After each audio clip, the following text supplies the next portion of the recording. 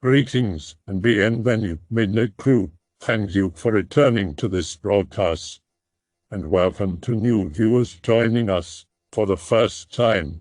If you like a video, then feel free to subscribe. Personal spooky experiences that happened in Vermont. We have a lot of cryptids like Champ, the Pigman of Northfield, Bigfoot, Dogman, and you can't throw a rock without hitting something haunted. I'll start with one of my own. Whole family attracts weird shit like lightning rods. Grew up seeing weird shit all the time. Older relatives told me about even scarier shit that happened to them. Scariest was a monster that lived in the ditch near the house my family lived in before I was born in the late 70s, early 80s. Uncle is the most sensitive to the paranormal in the whole family. He was a little kid at the time, would say a monster called the Awe that lived in the ditch kept trying to get him to go play with it. Hear about this in the 90s when I was about the same age my uncle was back then. Uncle is a good artist, so I ask him to draw the Awe. Draws a creature with baggy skin that hangs off its bones. Long hair on the body. Stout legs like an ape and long arms. Its head looks like the Crypt Keeper. Like a skull with skin stretched tight, sunken eyes, no nose, and a few strands of long hair dangling from the scalp like Gollum. Thing has two fangs pointed upward from the lower jaw. Drawing creeps me out. Looking at the drawing alone in my room. I swear the fucking thing shifts its head slightly so it's looking straight at me. I fold up the drawing and stick it under one of the posts on my bed. No idea what happened to the drawing. Driving north on Interstate 89 sometime in the mid-o. It's dark out, but not super late. Mom is driving, I'm in the backseat with my best friend. Round the bend just north of exit 15. See what I think is a plane over the quarry next to exit 16. The more I stare at it, the less it looks like a plane. Way too many lights, no real pattern to them, some are colors that you don't typically see on a plane. Thing is jet black aside from the lights, cannot get a feel for what shape it is. As we get closer, I notice it's not moving. This huge mass of lights is just hovering over the quarry. I don't say anything because I'm stunned by what I see. Watch it for a minute or so as we go past exit 16 and it disappears behind us. Ask, did anyone see that? See what? Fucking hell, should have said something sooner. Here's another one I can tie to a personal experience. Grandmother once told me a story that her father told her. When my great-grandfather was young, he saw the devil when walking by the river. Didn't get any more details. Fast forward to around the year 2000. I am 11. I'm home alone one afternoon. Sitting in the living room organizing a deck of tarot cards. Put the devil at the bottom of the stack because the illustration creeped me out. Turn my head slightly to the right to look at something else for a second. Turn back and the devil is at the top of the stack. Freak out. Card jumped to the top of the stack in the split second I took my eyes off it. Hear noise outside. Look out the back window. 14 acres of flat field with nothing but a swing set, jungle gym type thing about 20 feet from the back of the house. See a naked man with a put belly, horns, and red skin leaning against the fire pole on the swing set looking at me. Can even see the sunlight reflecting off his sweaty red belly. Call mom and have her come get me. More stories incoming. There's a lot, so it's hard to know where to begin. This is one my mom told me. Be my mom. Live in the same house my uncle saw the Awe in. Same time period. Place was haunted as fuck. Doing dishes with a different uncle. Stack of dry dishes levitates straight up. Dish on the bottom of the stack flies out and smashes on the kitchen floor. Both mom and uncle saw it. Another time, mom was in a bedroom with uncle that saw the Awe. Full-length mirror facing bed. Uncle asks, "Who's that man sitting on the bed?" while looking in the mirror. Mom looks. Nothing there. It's been a long day, so I'm having trouble remembering details of some stories relatives have told me. Off the top of my head, great-grandparents' old house was haunted as fuck. When grandmother was little, her room had a walk-in closet with a door to the attic or something like that. Would hear things in the closet at night. Closet door would open on its own and glowing figures and humanoid shadows would come out. Basement was one of those old-fashioned basements that's halfway between basement and crawl space. Low ceilings, stone walls, dirt floor. Mother refused to go down there when she was little because she saw things down there. Wouldn't give me details. I have a mountain of personal experiences from over the years. Every house I've ever lived in has been haunted to some extent. Place I lived from ages 3 and 8 in the 90s. Found out just a few years ago someone died during construction. Place I was living when my uncle drew me that moving picture of the awe. Whole time I lived there, I kept seeing a little shadow person. Thing was like 3 feet tall and wore a hooded robe. Would always peek around the corner to look at me. Thought it looked like a Jawa made of shadows. Had a rocking horse similar to Pick related. Went to bed one night with my toys surrounding it. Distinctly remember had one of those McDonald's Sleeping Beauty toys of the evil queen that you could turn into the old woman. Had it set as the old woman. Laying in bed, start to hear squeaking sound. Look over at the source of the noise. Rocking horse is rocking by itself full tilt as if someone were riding it like a mechanical bull. McDonald's toy was placed on the step leading up to it. Toy was swapped out to the evil queen and positioned staring directly at me. Ran to my mom's room screaming. She gave the rocking horse and that McDonald's toy to my aunt's daycare. Thing still weirded me out years later. I have been having a lot of strange realizations about my past. Some things I can't explain. By far, one of the most disturbing was my experience with missing time.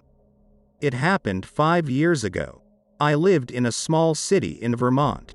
I grew up in the area and know my way around very well. I was 28 at the time the incident occurred. I was alone, walking home at approximately 1 a.m. I remember after walking for about 20 minutes I had arrived on my street, but I was still about 20 minutes from home. So about halfway through my walk home, and then nothing happened. It's like I blinked and I was completely lost. I very much had no idea where I was. I knew I was walking north in my last memory, but then I didn't know if the direction I was walking was still north. Was I north of my home? I didn't have any idea. Terrified as to say it plainly. I saw a house with no lights on in a field at the end of a very long driveway with a car in it. I ran to the house and knocked frantically on the door for 15 minutes at least before someone came and yelled at me. I tried to explain to them I was walking and had gotten lost and asked for directions back to town, and they told me the proper direction to travel back to the small city I lived in. I ran back to the road and proceeded to travel back south for about 10 minutes before a car approached from behind me. I was still confused and I walked into the middle of the road and attempted to flag them down to gain assistance. The car changed lanes and proceeded to travel south, not even slowing down. I must have looked completely insane. I walked for another 15 minutes before a state trooper arrived. I assume called by the people whose house I knocked on about a half-mile behind me. He ran my name and birthday, gave me a breathalyzer, which can clean up, tried to calm me down and gave me a ride 7 miles south back to my home. It was 4 a.m. when I walked through my door. I did my best to rationalize the experience and told myself maybe I was sleepwalking or I blacked out for some reason, or maybe there was something wrong with me mentally. It's been years since it happened and the circumstances have not repeated themselves. When I came to where I was standing, the first thing I remember seeing was my feet walking forward. No one was around. I could believe I walked it if it wasn't for the distance I traveled. I don't understand how I couldn't have fallen off the road into a field or wandered out into traffic. But to have followed the shoulder of the road for 7 or 8 miles with no memory of the walk. I can just say I have my doubts that this is a case of sleepwalking. After doing my own research and being unable to find anything similar in my region, I decided to come to /x/ and see what they think. Greentexting the story for ease of reading. Family has attracted weird shit for generations. Every house we've ever lived in has been haunted. Even if it's newly built, weird shit gets drawn to the house if we live there long enough. Strange things, ordinary fact of life for me. Live in apartment over grandparents' garage and house sit for them in the winter. Northwest Vermont, surrounded by woods and shit no matter where you go. Grandparents collect antiques and fill their house with old shit from estate sales, auctions, and Goodwill. Several of them are haunted. Had to exorcise the house of evil spirits this past March because of some Amityville type shit happening. All that's just background. This is the part 1 want/x/s opinion about New Year's Eve 2012-2013. Go outside to greet the new year after my plans fell through and had to spend the night at home. Head down the stairs from my apartment into the garage. Can hear loud fireworks going off in town. House is situated in a little wooded valley with the town village across the river on the other side of the valley. Sound carries well and fireworks on New Year's Eve is pretty normal. Notice the light over the garage doors is turned off as I head down the stairs. Flick the switch several times, but the outside light won't come on. Fuck it, turn on the light in the garage so the light will shine out from the windows. As soon as I step outside, the sound of the fireworks dies off. I can still hear it, but it's as if the sound is muffled and farther away, like my entire property is wrapped in a blanket to muffle outside noise. Feel an overwhelming feeling of being stared at. It felt predatory, like I was a mouse being watched by a giant cat. I'd never felt anything like that before. Felt like I was in immediate danger from whatever I could feel staring at me. Tried to shout Happy New Year at the town, but could barely raise my voice above a whisper. Quickly shut and locked the door, retreating back up the stairs. Sound still felt muffled in the garage. As soon as I closed the door of my apartment, the sound returned to full volume and I could hear the loud bangs of the fireworks. Thought the strange events that followed in January-March were because of that thing I felt staring at me. Asked my psychic uncle about it. He told me the things inside the house this past spring were due to the ghost of a man attached to my grandparents' piano and had nothing to do with whatever was outside. Fast forward to last Thursday, December 26th. Burn sage throughout the entire house as soon as my grandparents leave for Florida. Don't want a repeat of the spring. The next day, heading back to my apartment after feeding the wood furnace in the basement for the last time that night. Just before I turn the kitchen light off, I see a face press against the glass of the large window over the sink. It looks like one of those gold and white cats, only he face is huge and takes up most of the window. Nope. The next night, heading back to my apartment after feeding the wood furnace for the last time that night. See a red orb the side of a human face near the top of the glass door leading on to the back porch coming from outside. Nope. Go upstairs and call my psychic uncle. Tells me it's probably a non-human spirit that was on the land before the house was built. Do research on spirits in my local area. Jack shit info, only scattered generic haunted house stories plus Champ/Emily's Bridge/ the Pigman of Northfield. None of it even close. Expand my search. Closest things to what I saw are the Kate Sith from Ireland and the Bakaniko from Japan. Figure whatever it is can't get in, otherwise it'd be inside already. Tonight, about 9 p.m. Standing in my apartment, suddenly hear a loud bang. Direction the noise came from could have only been inside the house, so I know it wasn't ice falling off the roof.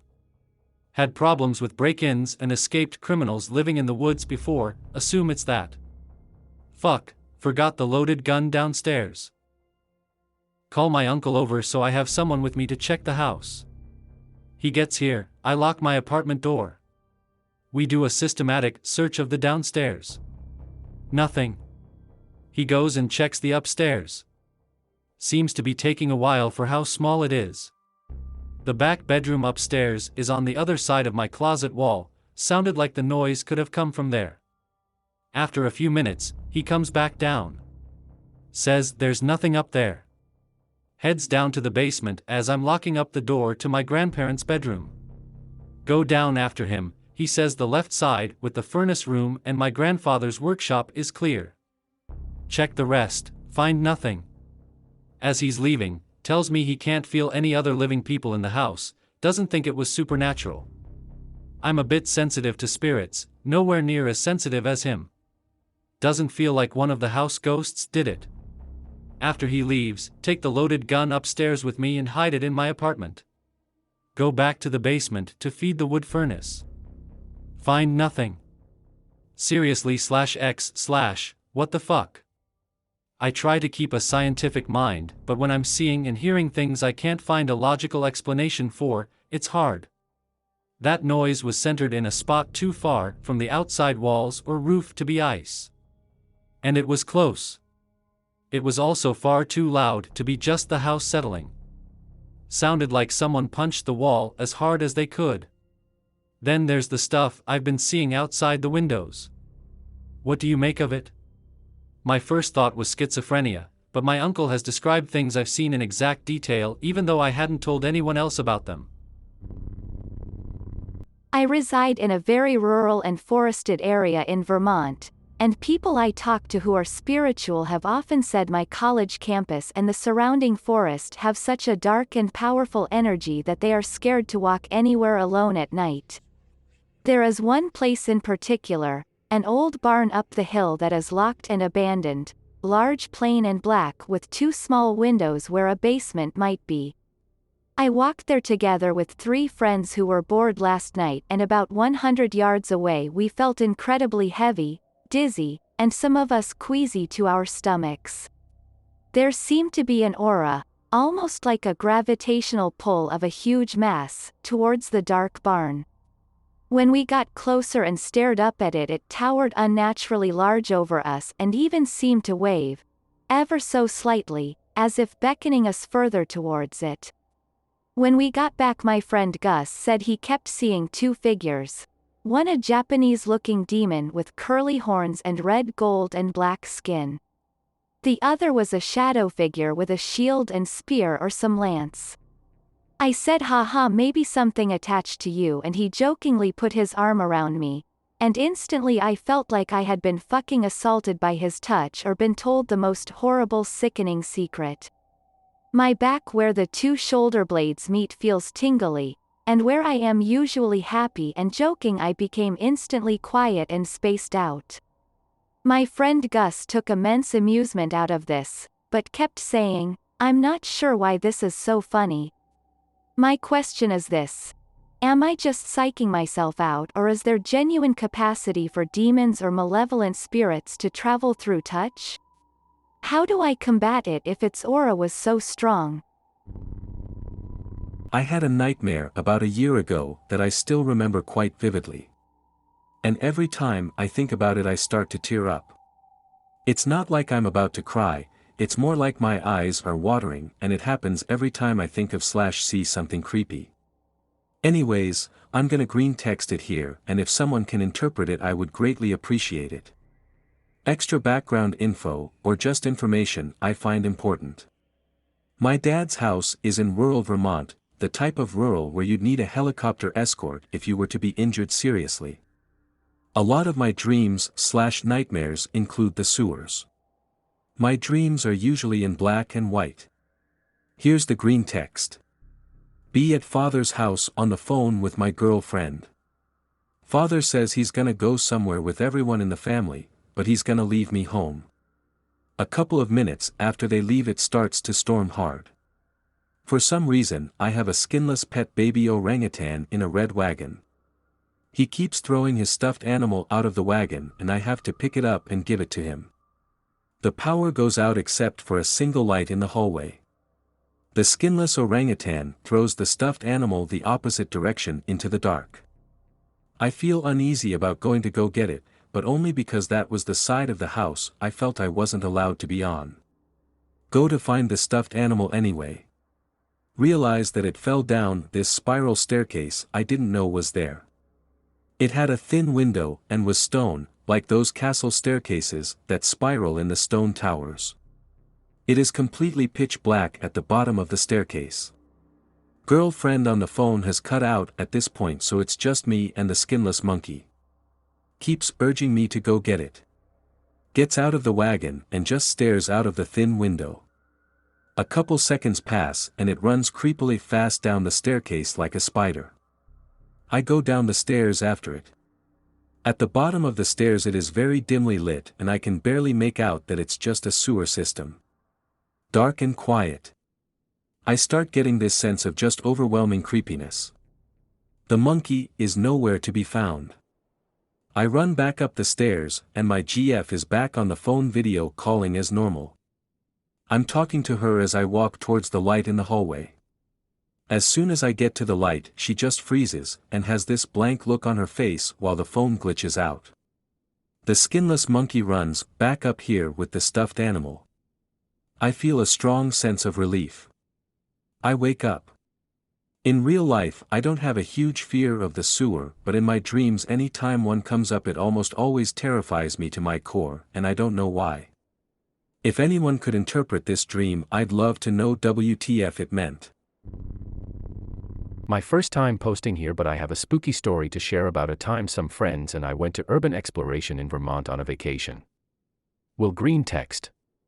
The year 2017, in college, summer is approaching and dorm mate suggests going to Vermont.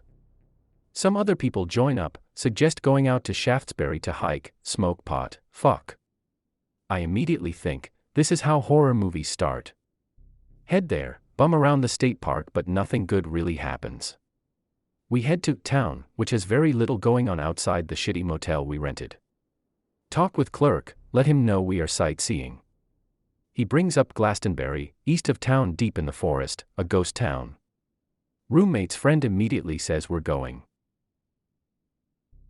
Next morning, we all wake up at the crack of dawn. On the way to the trail, friend on his phone says this area is the Bennington Triangle, known for a series of disappearances in the area. We all laugh, but honestly we got a bit worked up. We approach a trailhead near where the village was, park and talk with some other hikers. They all laugh and say they've never seen a ghost town in the woods, or even the foundation supposedly left behind. We decide to hike anyways. We all head out following the map we printed out at the motel from some website, following the Glastenbury loop. Roommate's friend is using her phone as GPS as we hike. Hike sucks, it's all uphill somehow into the Glastenbury wilderness. How bad can it be? We're near a college town. The heat that day was bad, bugs everywhere, the buzzing is driving us nuts. After like 4 hours or so we make it to an abandoned cabin rotting in the woods. It's small, only one room, with a rusted-out stove and some broken glass everywhere. Inside we also find a bunch of bones scattered across the floor. Roommate's friend mentions it's probably from coyotes or bobcats' prey. Following trail still, approach a sign in the middle of the woods, one of those national parks ones that say, "You are here," decide to take the detour from the map we had and start following a river further uphill. The hike takes another hour until we reach the Forks, which was the outskirts of the town. Roommate's friend begins to hear noises in the woods, like people following us. Figure it's more hikers, this area is well known. Move up the river, ruins everywhere overgrown by trees, nothing really to see but rubble. More movement in the distance, it's summer so again we think it could be other hikers. The 6 of us keep marching up the hill spotting different ruins as we progress. Roommate shouts out from about 50 yards deeper up the mountain. A path has appeared made of crushed up white rocks everywhere, deep in the brush. We all laugh and decide this is the best place to continue on. Roommate's friend is upset and doesn't want to continue. We all march up the path and eventually find piles of rocks everywhere, like rocky mounds covered in moss. Walking in the woods resumes. Roommate starts shouting out telling the people walking around us to join us, or maybe to try and scare animals away. We decide to head back as this adventure is a bust, and start the trek back. That's when things got weird. As we head back toward the ghost town, the path we follow continues and we never see it. We begin to wonder if we missed a turn that would have brought us back to familiar areas.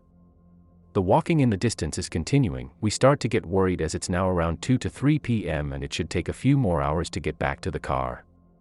We trek deeper and deeper, but we realize now we're lost as we can't find the river near the ghost town. After another hour of hiking, the sun is starting to get low through the trees. We start yelling for help, hoping the outside walking noises are people who can help. Roommate's friend is getting angry now and running off ahead to figure out if they are help, or if we're going to die. She vanishes for about half an hour. We're really worried now, and of course some idiot brings up the Blair Witch. Like magic, we hear the missing friend yell she found something. We follow her and find an old 3-story house surrounded by dead trees. We are freaking out now. She hadn't been inside, the door is locked. Also, no more walking in the distance. We look around and despite the ghost town from the late 1800s being completely consumed by the forest, this house is completely intact despite some weathering. Even the windows aren't broken. We debate whether to go into the house. I say yes in case there's an old phone or a map. Roommate is very against, but the vote goes 4-2. We manage to get the back door of the house open. Inside, the house is very Spartan, simple wooden furniture. We realize we're in a kitchen as there's a huge fireplace with a blackened hearth. Outside we hear a giant crash in the distance, like a tree limb falling.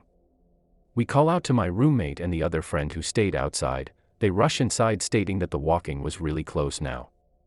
More old things in the house, books and bottles, but no phone and nothing that looked like a map. We debate where we are since the phones no longer work to track us like GPS. The 6 of us decide to head west toward the setting sun since there's gonna be a highway there eventually.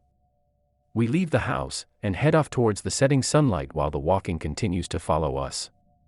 Hours go by, eventually we happen upon some hikers. We are close by Manchester Center, a town about 20 miles north of where we were parked. Couple who found us gives us water, some other hikers volunteer to take us back to our SUV. We immediately drove back to Albany. Everyone was quiet on the ride back. It became a good party story about the time we got lost in the woods and found the Blair Witch house. Seriously, to this day I am not sure what happened. I've seen YouTube videos going to the ghost town but the house is never talked about. I am not sure if it was a witch's house or someone's hunting cabin. I have no interest in going back. High school. Senior year. Girlfriend of 2 years cheats on me. Hurts bad. Decide to end it all.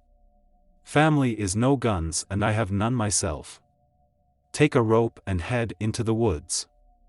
Long story short, I hang myself. I remember the world going dark. Then nothing. Then I'm waking up. Shaking like fucking crazy, early February in Vermont. Not sure how long it's been, but I'm lying on the ground with the rope beside me. It somehow came untied, which seems weird. Fuck, it's freezing. Decide not to try again tonight. My warm, cozy bed is calling me. Head home. Drift off to sleep. Have a weird dream. My uncle who recently died is in it. He was one of the only people who ever looked out for me. Without getting too much into it, my parents aren't exactly the best people. Uncle kinda helped raise me. One of the only people in my family I actually liked. He died last year. In my dream I'm a kid again. We're chilling on Uncle's porch. We used to do that a lot and Uncle would tell me stories. This time we're just sitting there staring at the woods. He finally turns and says one thing. You owe me one. Wake up. It's the next morning. The dream is still vivid in my mind. Feels super heavy. Decide to man up and get over my shit. Decide to make Uncle proud. Start to lift. Pick up some other hobbies. Dedicate myself to school too. Graduate and work my way through school. Just got my bachelor's degree this spring. Starting a master's program soon. Not sure if my failed self-end and the dream were a coincidence, but it didn't feel like it. Thanks, Uncle Tim. I miss you. So I want to tell you about Glastenbury Mountain. It's located in southwest Vermont, just few minutes from where I grew up. In fact, I used to go hunting as a kid around its base, though I was always on the eastern side as that's where my home was. The area is mostly uninhabited forest that goes on for miles, with a few smaller villages scattered around the edges of the forest. The thing is, this area is full of just really old freaky stories. Abandoned towns that supposedly half the population just vanished from while the other half went crazy. Deliverance-style hillbillies who still practice freezing rituals. Little creatures that look like deformed bear cubs without fur, or giant mountain cats that stalk through the woods that have been reported to pick up carts and cars. Lights in the sky, and the natives say the mountain eats people, and that the four winds meet there, so any mortal who looks upon them is swept away. Most of these I can contribute to old drunk men who are sick to death of freezing their asses off outside, and so come in to talk around the fire and play a game of one-upping each other's tall tales. I know bullshit when I smell it. I hunted the eastern slopes for most of my life and I have never seen a catamount the size of an elephant wandering through the area. Some things though I can believe. I've seen the pits where old farmhouses were, and there is enough woods out there for anyone to be living in the area without being noticed for a while.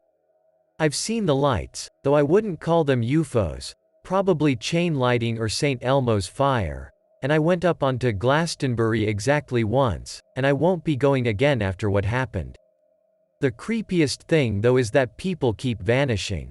Like it's an almost yearly thing. Some get found, others don't. You'd blame the woods, but the weird part is sometimes they aren't in the woods. People claim to have lost people out of moving cars, or in broad daylight from their front yards. It's weird, but like I said, most get found eventually. Still enough don't that it's something my grandmother always warned me about before I went hunting.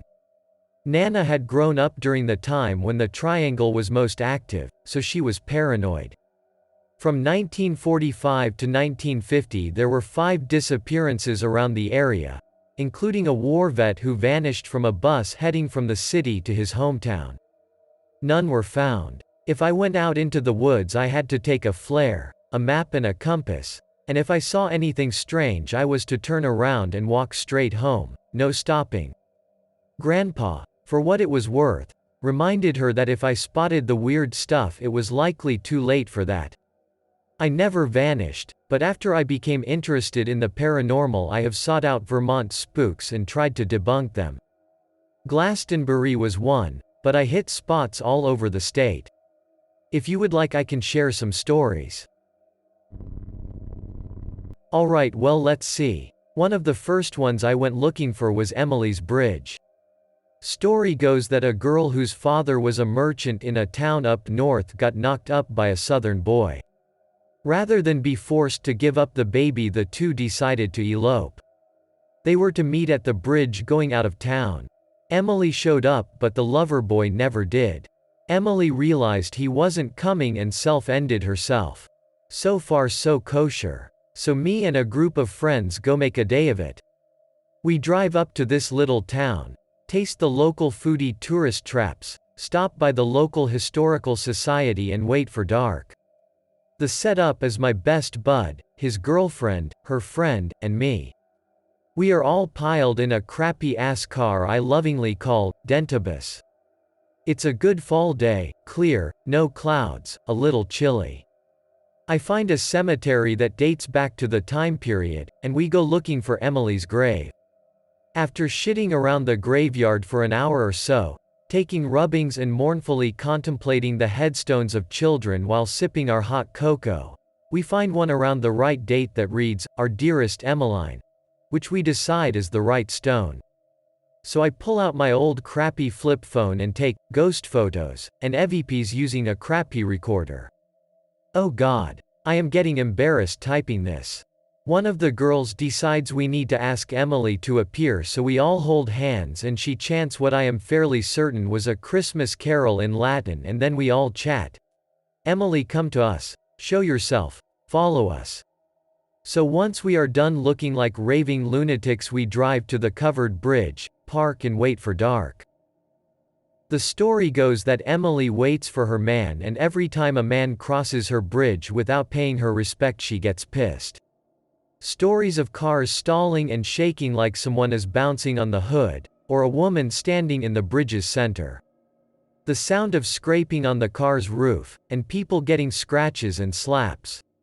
So we go into the bridge while it's light, and me being me, I leave her a penny. My best bud laughs and tells me that I'm supposed to be the skeptic. I explain that it might be a trigger object and laugh it off. He makes rude suggestions about Emily. The girls laugh and I just try to figure out where would be best to set up a camping spot without getting run over. Darkness comes, half moon, and the first hour and a half is us walking around talking to thin air. It's boring, and pretty soon the girlfriend wants to go home. Since I am driving, they have to stay, but at this point the temperature is reaching frosty levels and I am about ready to pack it in. Nothing on the EVP, nothing on my camera. I figure it's debunked. So we all get in the car, and before we go, a friend of the girlfriend suggests we drive through the bridge. They agree. I moan that going that way will just mean we have to turn around to get down the mountain, but off we go. Halfway across the bridge, Dentibus stops. I curse, but at this point I am not freaked out. It's not until 2 minutes of the car not turning over that I hear my girlfriend shrieking in the back. She's pointing behind us into the dark, which is much blacker than a night with any moon should be, even on a covered bridge. I look back and I see someone approaching in the mirror. I sigh and tell my girlfriend to shut up. It's probably a local or some animal. She insists it looks like a woman, and when I look again, nothing. I tell my girlfriend to go back to trying to give my friend a stealth handy while I get the car started. So I go out, pop my hood, and stare gormlessly at the engine. I bend over to check something and I feel a hand on my back. I turn around, expecting one of the others, but nothing again. I am mildly freaked out but go back to checking. I pull out the oil stick and use my flashlight to check it. I drop the flashlight from my slowly numbing hands and watch as it rolls down into the gutters alongside the bridge. I was not happy. It was one of those nice flashlights that cops use, and a gift from my uncle. I go down on my knees to try and retrieve it. The gutter is basically a gap between the side of the bridge and the bottom, with a beam running under it to catch the water, oil and other detritus and slough it off into the river. It's mostly so that melting ice and snow don't flood the bridge every year. My flashlight is laying across the beam, shining towards the inner part of the bridge. I lay down and start trying to grab it. As I am all but shoving my body into the gap, turning my head to the side, anything to get that flashlight. Something grabs me and tugs hard. So hard my head goes into the bridge. As I blink to try to clear my eyes, I swear I see bare feet standing on the other side of my car. I sit up, wobble to a standing position, and there is nothing. I am at this point so freaked that I slam the hood down, jump into my car, and slam the door. Everyone in the car stares at me as I breath. That's when the scratching starts on the roof. Girls scream, Bud hollers, I crank the car into working and we shoot off. We get halfway up the road before the screaming stops. We all catch our breaths, laugh about a fucking raccoon, because that's what it must have been, a coon coming from the rafters, and decided we have had enough amateur ghost hunting for the night. We turn around, go back through the tunnel no problem, and head home. Bud calls me the next morning, says I might have something in my back seat that scratched him up. I blame his girlfriend's nails, we laugh more and forget about it. Side note to this. Dentibus died 3 months after this, and as I was cleaning him out I find a lot of old shit. Under one of my seats though I find my flashlight. I know it's the one from the bridge because it's got my initials engraved on it and next to it is a penny. I have no idea how it got there, I distinctly remember never grabbing it, but there it was, next to a goddamned penny. Just like me to get a ghost sweet on me. I have one more story in me before I go to bed, but if this thread exists tomorrow I may be able to drop some more. Most places I went to were basic tourist traps. The kind where there are rats in the wall and they want to paint it as ghosts to drum up business. I can't blame them.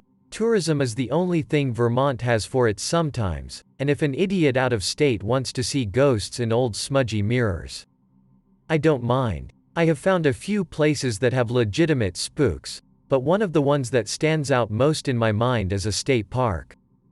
Bomoseen State Park is located on the grounds of an old slate mining operation.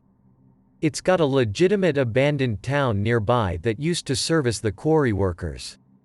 Across the lake is another town that is still there named Castleton, that has survived simply due to being on a trade route out of Vermont and into New York State. It's mostly for rich idiots who can own homes on the lake, so a lot of its draw are restaurants and shops. In the old times though it was a trade town, so I used to go to this place every summer to swim and explore the rotting old town and do camping stuff. One year I bring my bud, the same guy from before, to hang out. We'll call him Levi. It's our first year of college. He's gone to school to become a teacher, and I am pursuing a psychology degree, and so when summer comes around and we both pass, my grandfather offers to let us use his boat, and we pony up for a campsite. We get to the campsite, park the boat, gather wood and of course me being me we start telling ghost stories. Levi laughs about the time at the bridge and I tell him about the other places I have been.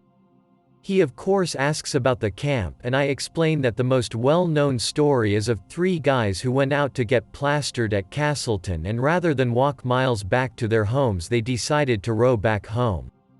They were seen going out into the fog of the early morning and were never seen from again. Only their boat was found, fully upright and nothing disturbed.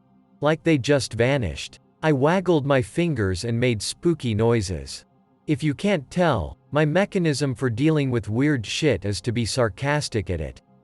He laughs but asks if we can go hunting at night to find the boat. I say only if the night is clear and the moon is full. Levi says that should be coming up, and so I promise we will go looking for it if the chance arises. We have the campsite for 2 weeks, and we do what any adventurous duo does for that time. We eat, drink and find ass. I was a little less lucky than my friend, primarily because I wasn't really trying. I had my eye on someone specific, but I got action a couple of times. So one morning Levi shuffles out and informs me that the moon is full and the forecast is clear skies. He plans to take my grandfather's speedboat, park it in the middle of the lake and look for the ghost rowboat. I had forgotten all about this, but like any good ghost hunter I have my stuff in my new car. I agree and we get ready. So come sundown we are anchored, as best we can be, in the middle of the lake. To our left is a little uninhabited island, and other than that we are in the middle of a lake. We have our life vests on, our radio turned on in case something happens and enough water and food to last if something happens. Did I mention I'm a paranoid fuck? Growing up commando style does that to a person. Anyway, I have decided to forego drinking because I do actually want to try this seriously and Levi is following my example, albeit whining the entire way. So we sit and talk and discuss. He's broken up with his girl, found a new chick named Averil. Yada yada, nice girl. I do a couple of EVP sessions, get nothing, and by midnight he's half asleep. I am still up, enjoying the night breeze and the rocking of the boat. It's nights like these that make me feel alive. So when the radio interrupts my hipster lumberjack moment I jump. I regain my composure, check to make sure that Levi is okay, and go to turn down the now static radio. When I do though I swear I can hear singing. It's hard to make out but I hear the tune behind it. I turn it off. stand up to grab my recorder and something bumps the boat. I grab our flashlight, look over the edge and see nothing at first, until I go up towards the front of the boat, where under the nose is a boat. It's white and has oars on it. The waves keep shoving it against the boat. I shout to Levi and we fish the boat out from under ours before it does too much damage. I look it over and note that it's from the old inn on the other side of the lake. It's been the town's inn since it was founded, and one of its big features is its boat accessible because it hangs out over the water a little. I figure that's where the thing came from. Levi, thinking we had literally slammed into the boat from the story, is understandably disappointed, but being the good Vermonters we are, we just can't leave it there. So off we go to deliver the boat. We tie the boat to the back and crawl our way across the lake so as not to break it loose and have to go find it again. Every few minutes the static starts up, the same song. The only bit I remember hearing clearly was, "Never a teardrop should fall." I eventually just shut the damned thing off and go back to trying to get where I need to be. Levi is on boat minding duty, and we start talking about what it must be like to just be lost on this lake. I mean, if we didn't have the moon to guide us we would be screwed. As the lakeside inn's lights come into view and I slide towards the dock, we both consider ourselves lucky to have GPS and such. He jokingly calls out to the boat behind us, Isn't that right, boys? Suddenly the damned radio pops to life. We both stare at it, and when I look back the damned boat is gone. Levi has been looking at it the whole time, but now the rope is slack and in the water, and where the boat was is nothing. I stop the motor and we pull in the line. I expect the rope to have sapped, but no, the loop we had secured to the boat was still perfectly intact. We are staring at each other when I swear over the radio, we hear laughter and the song again. I pull into the docks, to refuel and tell the manager that his rowboat is out there and he might want to go check it in the morning. He looks at us weird, says they use pontoon boats now, and when I insist it's got his name on it he brings me to the dock to show me. Apparently they stopped renting the boats out a few years back. He suggests I misread the name though, as the Mariana, which shares a similar name, has rowboats. He says he will send a search party out in the morning. So back on the boat we get, and we turn around. I am shaken up, so Levi takes the wheel. He pauses at the place we were before, and we talk a little more because we don't really want to quit yet. He's in the captain's chair and I am lounging against the back near the motor. The next thing I know I am almost going back over the boat, all our supplies shifting violently backwards, and the digital recorder I blew my savings on is gone to Davy Jones' locker. He only stops when we are in our camp, and tells me he saw men on the island walking around. I laugh and tell him it was probably campers. He insists they were not, as that area is private property and has no development on it. He says he saw them walking from the water onto shore. I shrug, go to bed, and in the morning ask the head ranger about the island. He informs me that my friend is right, and that really trespassing in that area is prohibited. He says it's possible someone got out there, but considering the shoals around the area they would have had a rough time of it getting there at night. He also points out that the entire island is really just slate rock and a cabin for the occasional patrol out that way, so there is no reason for civilians to be on it. I tell him about the people and he shrugs. Yeah, we get that a lot. Just ignore them. Levi to this day claims they were the ghost of the men on that boat. I just can't figure out where the damned thing went. So I was 16 and my cousins decided to invite me up to a cabin they had in the Northeast Kingdom. They basically live on the Canadian border on my grandfather's family farm, and this is their hunting lodge. The Northeast Kingdom is pretty much wilderness, and is well known in my head for two things: entire towns of francophones who didn't get the English language memo and swallowing whole towns back into itself. It's woods and hard living and pretty close to a time capsule of Vermont culture.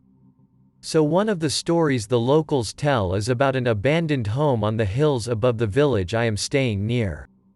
They say that it was originally home to a woman with powers. They never say it, but from the way they talk about her I figure she was a remnant of the Abenaki, an offshoot of the Wabanaki tribe that is prevalent up here. She supposedly lived and worked on the hill, and there are tales of her healing the trappers and traders that made up the town before it became a logging area.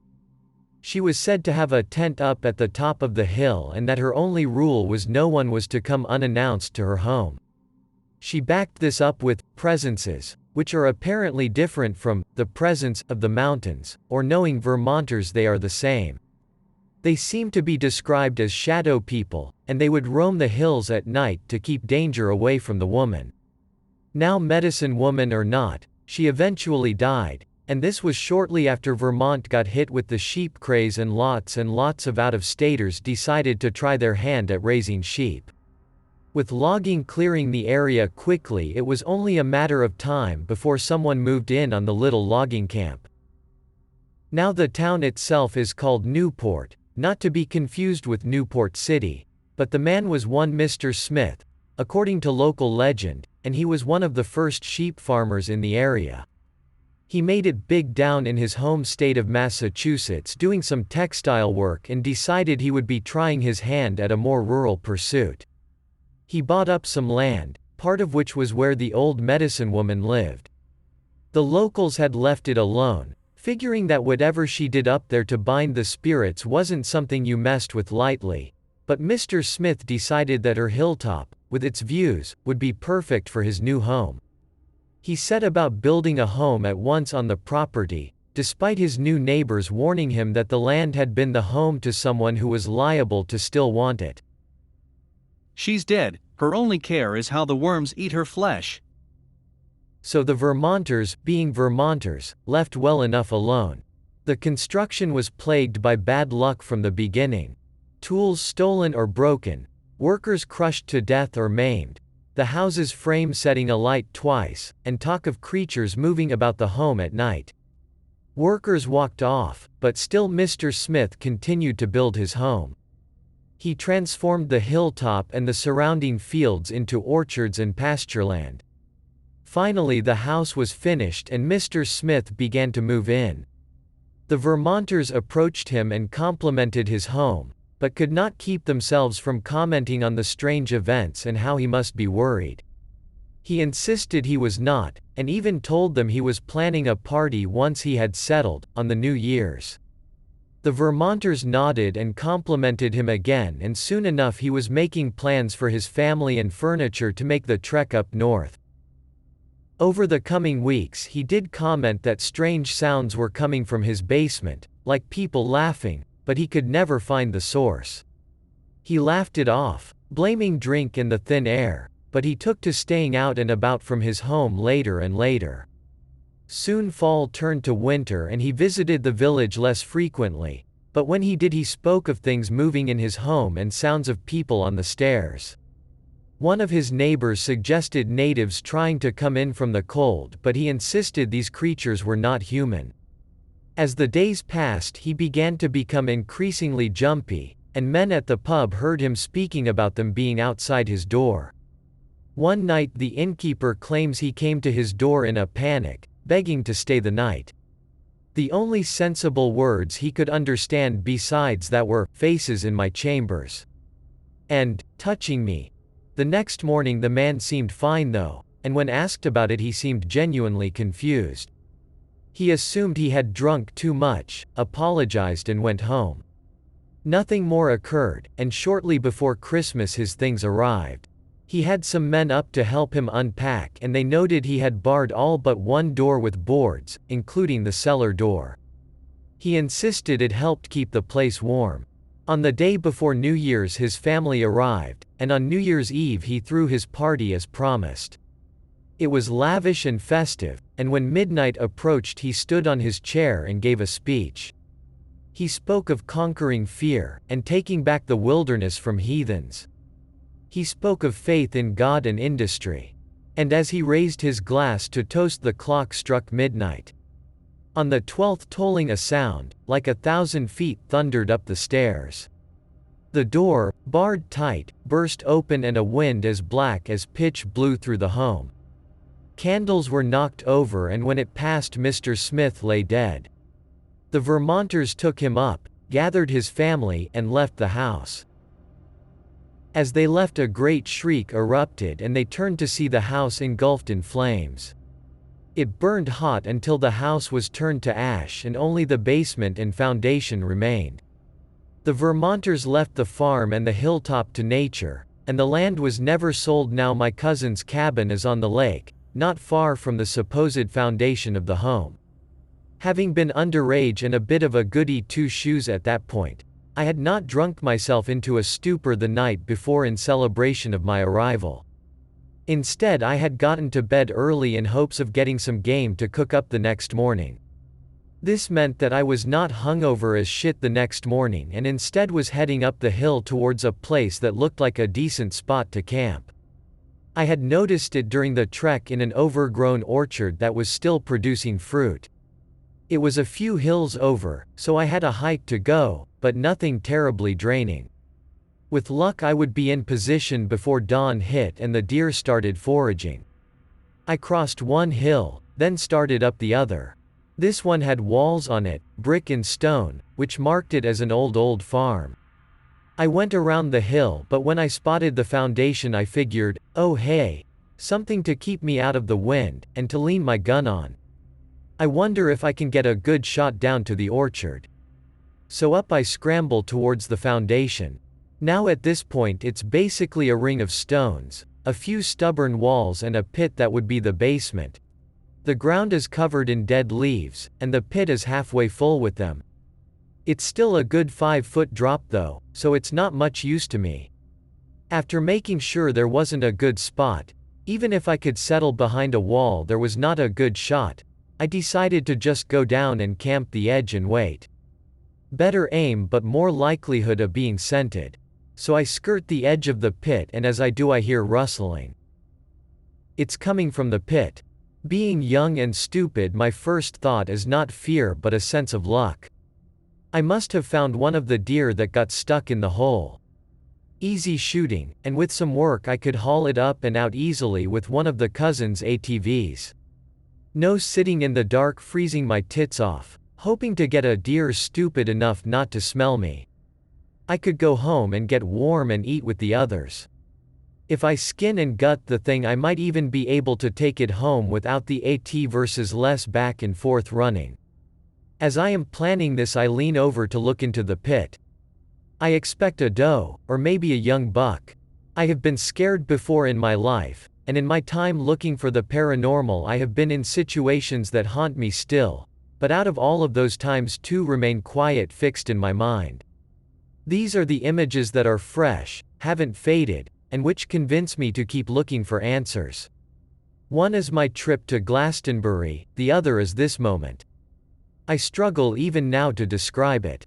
At first I thought it was a deer, or a very large dog. It was tawny, and had fur, it looked broken, and was twitching and writhing. If I could liken it to anything it would be like maggots under the skin of a dead rabbit but bigger, or more of them. I remember feeling kinda disappointed because it clearly was starving and I remember thinking that it must have been down there for at least a week because the stench that hit me was that of fresh pus and old blood.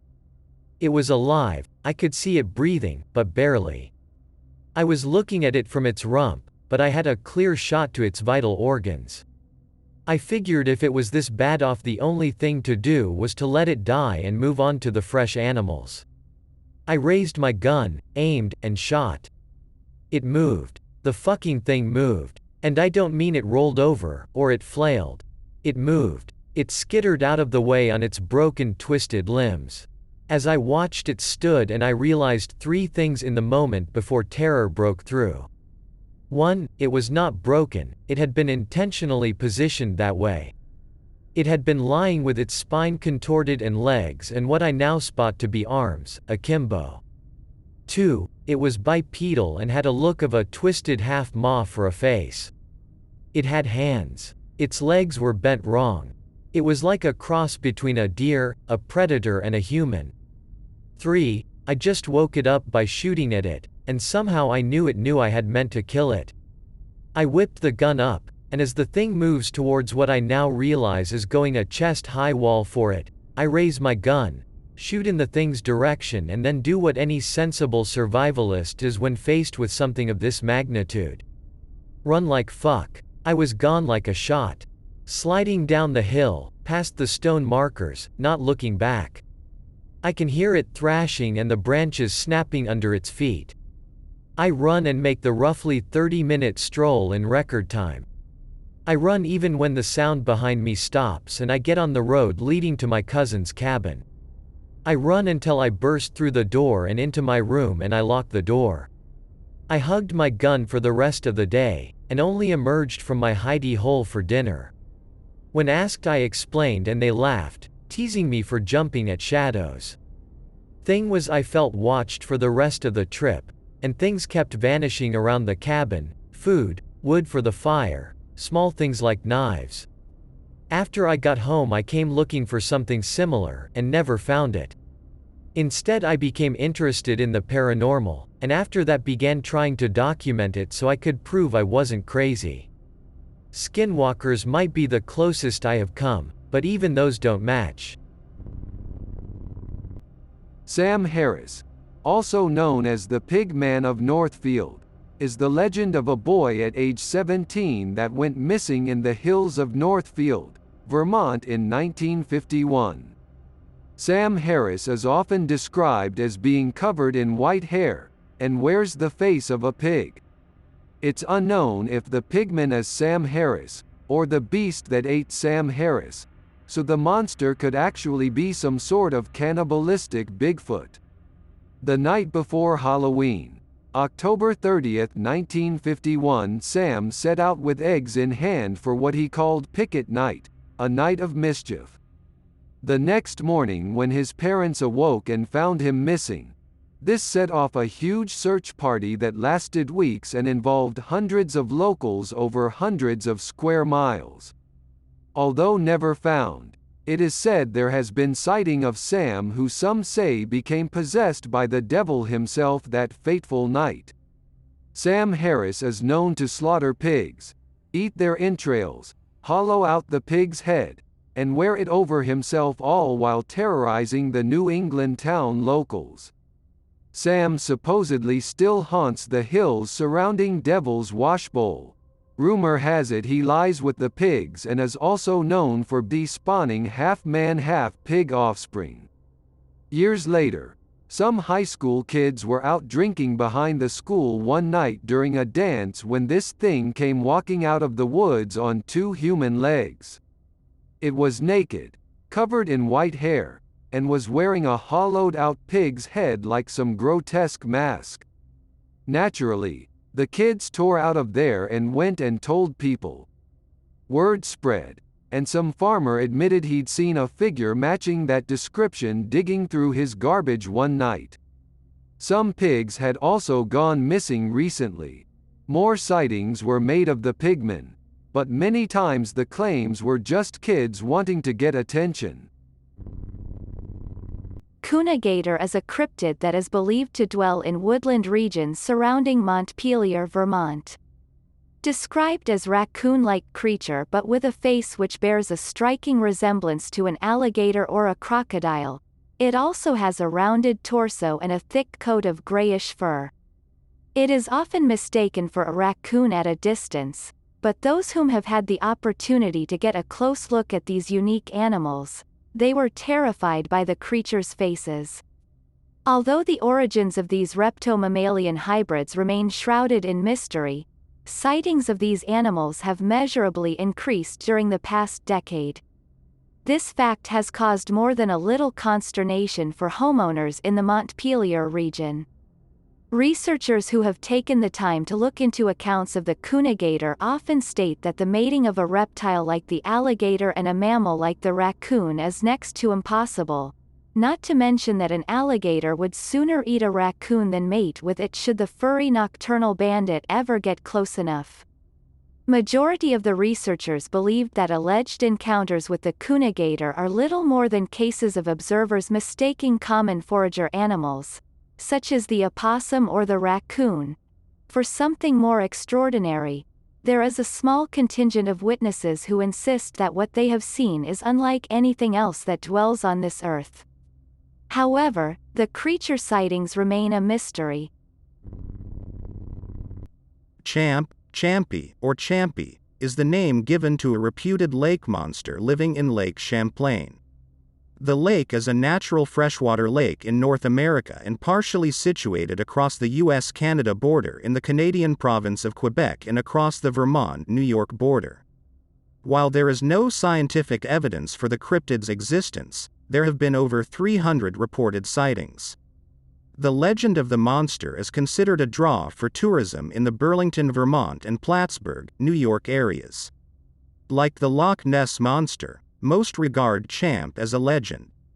Others have speculated that it is possible such a creature does live deep in the lake and is possibly a relative of the plesiosaur, an extinct group of aquatic reptiles.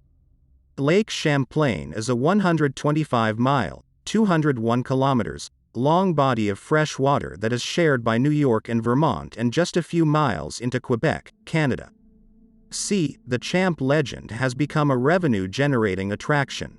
For example, the village of Port Henry, New York, has erected a giant model of Champ and holds Champ Day on the first Saturday of every August. As the mascot of Vermont's lone minor league baseball affiliate, the Vermont Lake Monsters, Champ became more prominent after the team was renamed from the Vermont Expos to the Vermont Lake Monsters. Champ has been the primary attraction of the New York Penn League affiliate since their inception. Several nearby establishments, including a car wash, use Champ as a logo. The scientific name Champtenistropheus americansis has been proposed. In 1977, amateur photographer Sandra Mancy released a photograph that appeared to show a plesiosaur-like body and neck sticking out of the lake. Mancy later showed the photo, which is similar to the famous surgeon's photo of the Loch Ness Monster, to Joseph W. Zerzinska. The entire bay of the lake where the photograph reportedly was taken is no deeper than 14 feet, 4.3 meters. According to Joe Nickel, there are few explanations for how a giant creature could swim, let alone hide, in such shallow water. Furthermore, it has been suggested that the object in the photograph could possibly be a rising tree trunk or log. Rotting trees often gather gas in the process of decay, and sometimes rise to the water's surface at considerable speed. Champ reportedly can be seen in a video taken by fisherman Dick Affolter and his stepson Pete Badet in the of 2005. Close examination of the images may be interpreted either as a head and neck of a plesiosaur-like animal and even an open mouth in one frame and a closed mouth in another, or as a fish or eel. Although two retired FBI forensic image analysts, who reviewed the tape, said it appears authentic and unmanipulated, one of them added that, "There's no place in there that I can actually see an animal or any other object on the surface."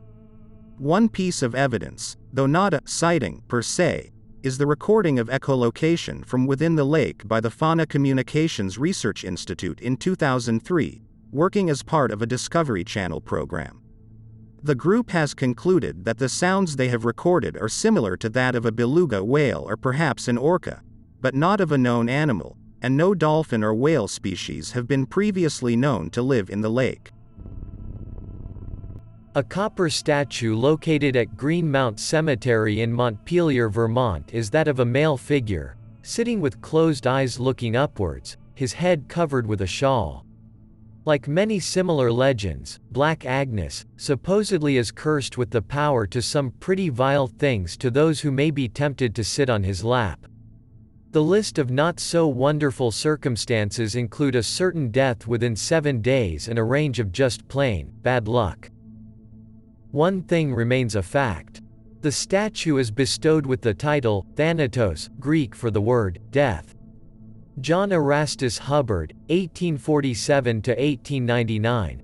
was a Montpelier businessman with enough wealth to have the statue created and watch over his final resting place. John Hubbard was a businessman in the Montpelier area in the 1800s. It was said that he contested and inherited a sizable amount of money from a wealthy aunt, who had originally left the city of Montpelier a virtual fortune. He set about the task of building a public library for Montpelier, but at about a third of the cost his deceased aunt had intended. Needless to say, people in the area considered him greedy and mean-spirited. John passed away in 1899, at age 53, after obtaining his inheritance. The executors of John Hubbard's will were responsible for providing a monument to adorn his grave in Greenmount Cemetery. William Paul Dillingham, governor of Vermont from 1888 to 1890, took on most of the responsibility for finding someone to construct the odd monument, now known as Black Agnes. It was created by Austrian sculptor Karl Bitter, who had run a studio in New Jersey.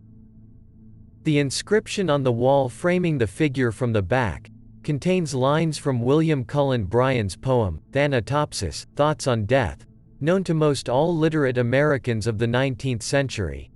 Thou go not like the quarry slave at night scourged to his dungeon, but sustained and soothed by an unfaltering trust. Approach thy grave like one who wraps the drapery of his couch about him and lies down to pleasant dream. The lines suggest that Hubbard did not die in shame, but met his death with a clear conscience. Some of the reported odd occurrences surrounding Black Agnes included glowing red eyes at night, blood-curdling screams, and other creepy noises. Some people believe that the statue was haunted due to the misdeeds and demeanor of Hubbard while he was still alive. Stories were told about a number of people who dared to sit in the lap of Black Agnes only to be found dead later. I hope that you enjoyed tonight's broadcast. If you enjoyed tonight's story, then please subscribe to the channel, as more green texts will appear daily. A new broadcast will appear when the clock strikes midnight Central Time.